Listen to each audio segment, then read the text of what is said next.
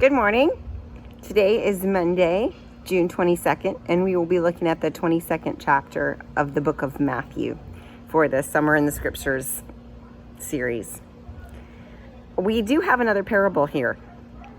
As we enter into getting closer to the resurrection, we have a couple parables in this, one parable in this chapter 22.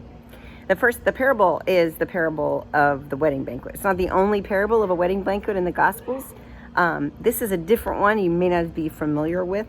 It's violent like the last parable was, and it's the situation where the man holds a wedding banquet and sends his slaves out to invite the guests, and the guests terrorize and kill the slaves.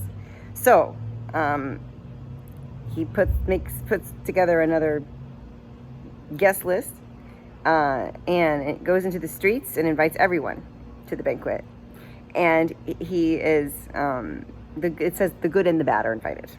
So they all come to the banquet and everything's seemingly great until the host finds a man who's not wearing the proper raiment for the banquet, and he's bound up and sent out.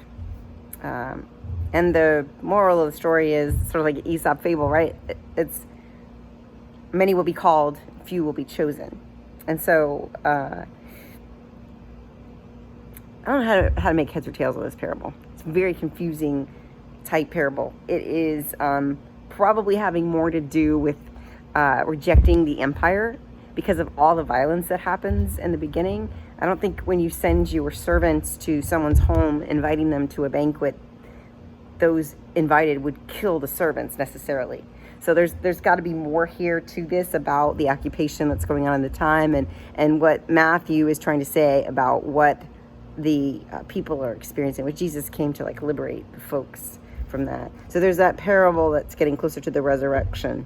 And then there's that passage that's familiar where Jesus does a teaching. I think it's the Pharisees are trying to entrap him.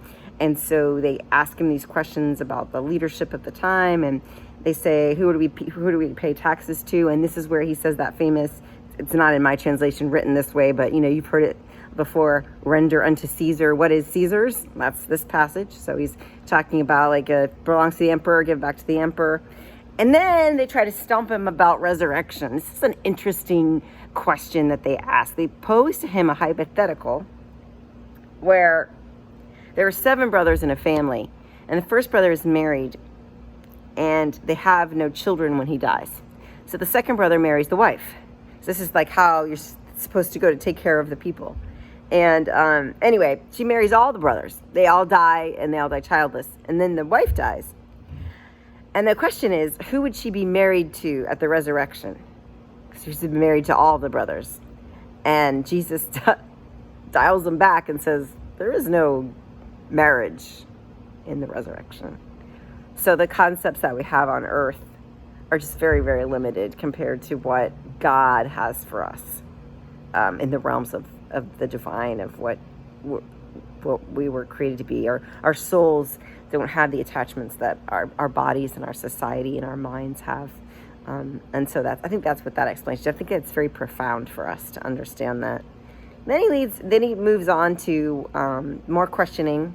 They're trying to trap him so that they can get rid of him. More entrapment here. What's the greatest commandment in the law? You shall love the Lord your God. And then Jesus adds on, and the second one, you love your neighbor as yourself. Jesus wanted to make a point with them about that. And that's how we live, right? Love your neighbor as yourself. And the last part of this that passage is messianic theology. And I think this is probably something we would kind of gloss over usually, because it's not a story, it's not a parable, it's just another point of questioning with the Pharisees. And they are concerned about messianic theology, which says that the Messiah is coming from the line of David, the house of David.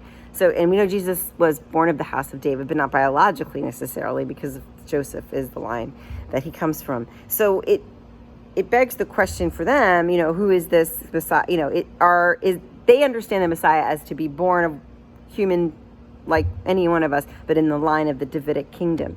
And so when Jesus says to them, David called this person Lord, how could that be his son if it's his Lord? And because in Messianic theology, it wasn't this concept that the Messiah would also be God.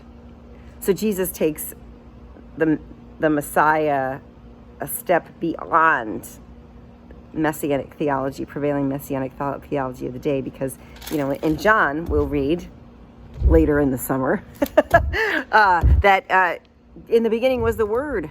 Jesus is the Word. And the Word was with God, and the Word was God. And that's different than Messianic theology, who says this is an anointed king from God.